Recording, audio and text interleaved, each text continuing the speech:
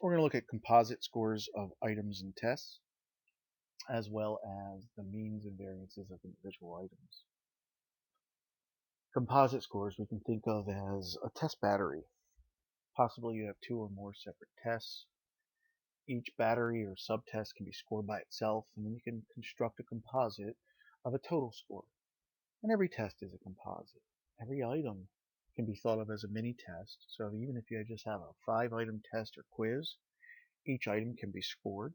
Each item has its own mean and variance, and we could construct a composite based on coming up with an aggregate of all 5 items. So we can think that there are several layers to constructing a composite. We can think of it at the macro level, where we have subtests on a very large test, and then we can think of each item as its own mini test, comprising values to create the composite score for an entire test. Item scoring schemes are often dichotomous or non-dichotomous, maybe polytomous. You are probably familiar with a lot of the polytomous scoring of items or variables from previous courses, or you should be. Mean, standard deviation calculations for continuous measures have been covered in previous course and earlier in the semester. So items have a range of values in non-dichotomous values, and we have single or multiple responses where the outcome is a range of possible values. And this will come into play. I'll mention some of this, especially as we get toward later on in the semester for item analysis. But often we have dichotomous values. Items are either 0 or 1. So we may have single or multiple responses, but the outcomes are evaluated 0, 1. Often we see 1 is correct and 0 is incorrect. So in a multiple choice questionnaire or test response, you may have 4 possible outcomes, one of which is correct and the other 3 are incorrect. So the correct is labeled 1 and the incorrects are labeled 0. This is a dichotomous scoring scheme. Non-dichotomous variables, the calculations should be familiar. If these are not, this is a sign for students in my class to come see me, as they may not meet the prerequisite for the course. For those online, my recommendation would be to do some reading with whatever introductory textbook in statistics that goes over descriptive statistics. Typically, I assume for my series of lectures here, at least the understanding through concepts of the general linear model.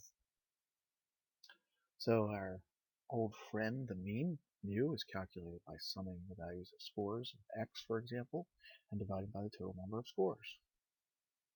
The variance, well, we're going to take our deviation score, that is how far away an individual scores from the mean, xi minus mu, square those values, sum them for the entire variable for all of those cases, and divide by the number of cases, n. R, in this case, are 2 variables, the relationship, the correlation between x and y. That correlation is thought of as the covariance, sort of an unstandard relationship, how 2 things covary together, divided by the standard deviation of x and the standard deviation of y. So it is how things covary together divided by how things vary separately. Again, this should all be recapped for you. Often what's not covered in classes are 0-1 dichotomous variables. The calculations are effectively the same, and we're going to play around a little bit with the mathematics here, and really things become a lot easier, in my opinion. This is also to help you and support you in reading the chapters in your textbook. So when you see P, we see that there's a dichotomous variable. 1s are correct and 0s are incorrect. So we can count up the 1s and divide by them, and P will be the mean. And we can see the mu, if you were just to sum those values, if you're summing a bunch of 1s and 0s, well, that's the same thing as summing all the 1s and dividing by n. So P is what we'll call later on would be the p-value for classical test theory, and that is the mean of our item. The variance, here's our variance measure for non-dichotomous variables. This breaks down to be P times Q. Well, we know what P is. P is the mean of the variable, the item of interest. Q is 1 minus P. So if P is also a proportion, which is what it ends up being, Q is 1 minus that proportion. I'm going to show a couple examples in a moment. First, so I'm going to break out a little bit of the variance proof that's in your text, but this is not meant to replace you reading it, just to help guide you as you are, so that you can see where some of these components are matching up. Variance can be broken out into these three components. If you have x squared values for a dichotomous variable, 0 and 1, if you square those values, they remain the same. That's our p, that's our mean. So that first component is just the mean. That second component, well, that second component, we take a look at it, we see mu is in there, so that's one mean, that's one p-value.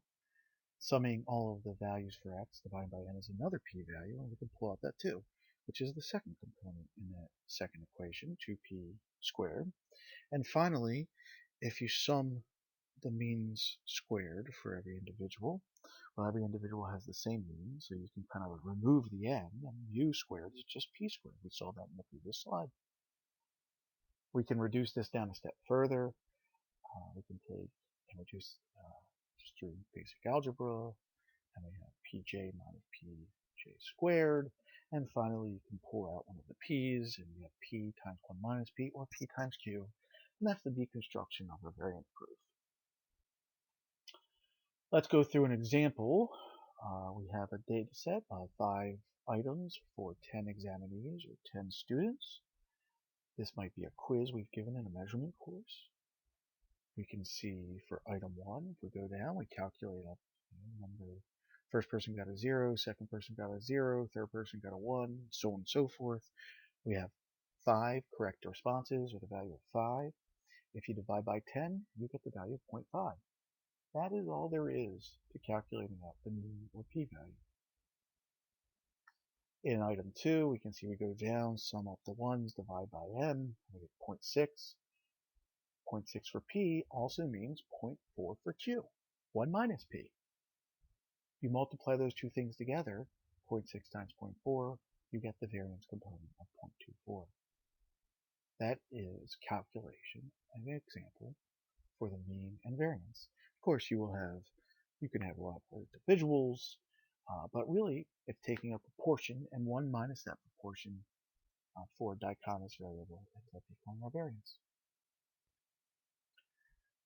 Our correlation coefficient is going to be calculated slightly differently than your regular Pearson product moment correlation coefficient. I'm going to take both of these and show you a quick example. For more work on this, please see your text. This will help you as you go through your reading.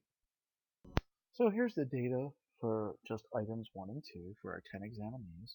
We can see how they did on item 1, how they did on item 2, and then the joint distribution. The joint distribution is, did they get one of the items right, 2 of the items right? Did they get item 1 right and not item 2, item 2 and not item 1? So there's going to be 4 effective conditions for the joint distribution of items 1 and item 2. You can see over here that I've put in the 4 joint distribution possibilities. That is, whether they got both positive, a negative and a positive, that is item 1 wrong, item 2 right, item 1 wrong, item 2 right, item 1 right, and item 2 wrong, or both items wrong. We also can see this associated with letters. This will help us out when I present a matrix for calculating out our correlation coefficient. One way of calculating out our correlation coefficient is through the use of the proportions or the probabilities. So in here, I'll go ahead and present another matrix, which will show us where these values are going to be taken from. So for our phi coefficient, we have P of jk. That's the joint distribution of everyone getting both items right. In this case, it's 0.4. We can see P is how many, Pj is how many people got item 1 right. PK is how many people got item 2 right. Regardless, and for PJ, it's regardless of whether they got item 2 right or wrong. And for PK, that's regardless of whether they got item 1 right or wrong. Then we see P times Q in the denominator, that is the square root of P times Q for J, and P times Q for K, and those are in the lower matrix as well. So I'm just going to go ahead and extract those values out and place them into this equation. And we can see that I have just gone through, and for example, PJK was zero point 0.4, P of, the P of J, the mean of J was zero point 0.5, that is, regardless of having gotten item 2 right, how many people got item 1 right, and then regardless of having gotten item 1 right, how many people got item 2 right, and that was zero point 0.6. And in the denominator, you can see where those were extracted as well, and if you can't, take a moment and pause this video and see if you can figure it out. So I'm just going to go ahead and do that calculation, and we get a little bit under 0.41, we get 0.408. Another way of doing this calculation is with that AD method. So in the lower portion of this matrix, you see that I have labeled items 1 and items 2, and in this little matrix I have A, B, C, and D. So A represents that someone got item 1 right and item 2 wrong. C represents item 1 right, item 2 wrong. I'll let you look at the rest of the positive and make us figure out B and D.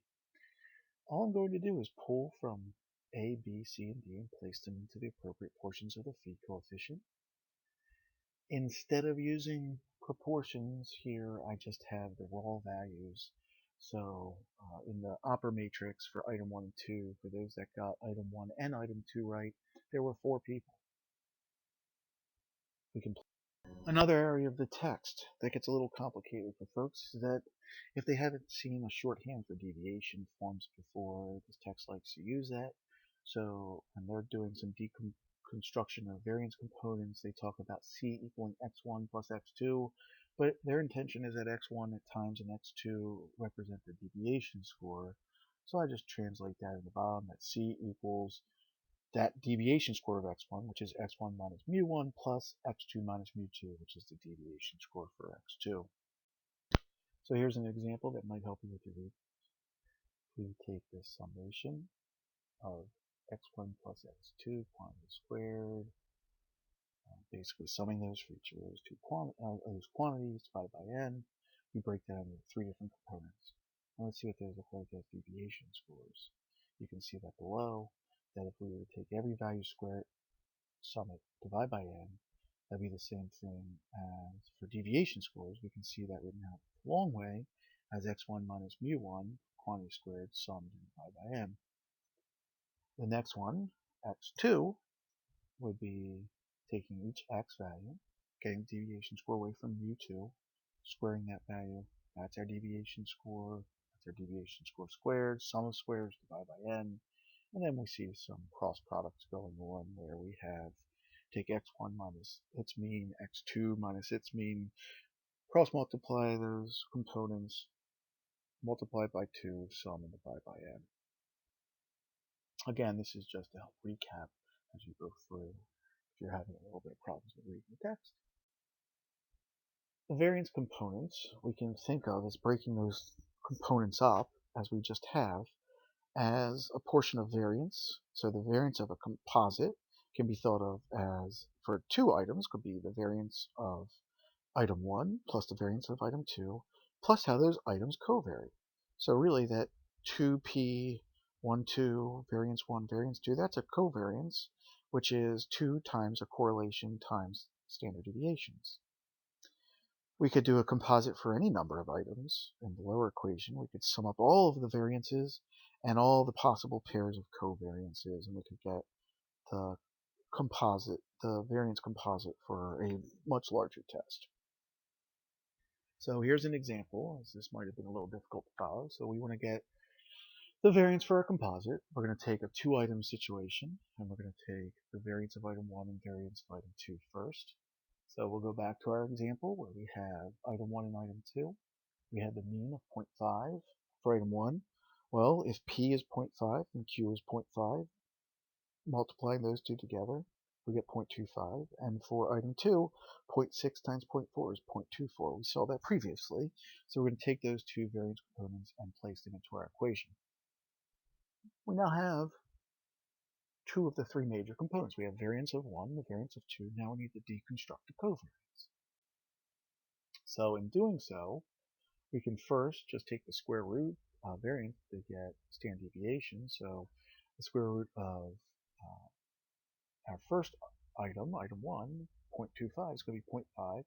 Square root of the second item is 0.489, etc. Decimal places there. We can place them into our equation. So now we're almost done. We just need to go back and get our correlation. So where are we going to get our correlation from? Well, we've done this before. We went through earlier for item 1 and 2 and calculated out the correlation between items 1 and 2. So we can just take our phi coefficient and plug it in here, and this gives us 0.69 as a total value, which is variance of 1, which was 0.25, the variance of item 2, which was 0.25, plus that entire covariance, which is 2 times the correlation of 0.41 times the standard deviation of item 1, which was 0.5, times the standard deviation of item 2, which is rounded to 0.49. And that's our answer for our variance component for a composite. We can also do this based on the variance covariance matrix. You could get this out of Excel, you could get this out of SPSS. On the diagonals, we have measures of variances. On the off diagonals, we have measures of covariances. We can just plug those values into our equation. So in order to get that 0.69, as we saw before, we still get our variance. So item 1 by item 1, we can do a cross check there and see 0.25. Item 2 by item 2 is 0.24. Those are two variance components. And then we can see item 1 by item 2 is 0.1. I left out the upper end of the diagonal just because it's redundant information. If that's not clear, this should help clear it up. Just extracted out those values from our variance covariance matrix. And just to clarify it even further, those in yellow on the diagonal are our variances, and those in green or light green on the off diagonal are covariances. And we can just plug those in to calculate out phi coefficient. We'll also see later on in the semester how to do this in SPSS. Variance has implications on how we construct the test. We're going to talk later on about item analysis. We're going to need much more than just the variance, but it is helpful. We can create an optimal mix of items, those with high variances and those with low variances. Items with high variances are going to tend to be close to having mean scores that are toward the middle of the probability. So we'll have values at maximum of 0.25, and that will be increasing variance. As it decreases, people are either getting items have a lot of responses correct, a few responses correct. And a good mix of these items can help determine where someone is or some measure about an individual. And just to keep in mind, it's good practice to add items with similar content into a sub-component or a test. Some folks will talk about with classical test theory where maybe some of this isn't necessary, but as we get to modern measurement theory, we're going to see why it's good to have items which are a unidimensional construct when possible, and if not, if it is multidimensional, how we can account for that multidimensionality. But as we go on, we're going to come back to the idea of variance. We're going to come back to the idea of means and see how those help us construct an assessment. And that's good enough for our primer. And we'll get to item analysis later on in the semester.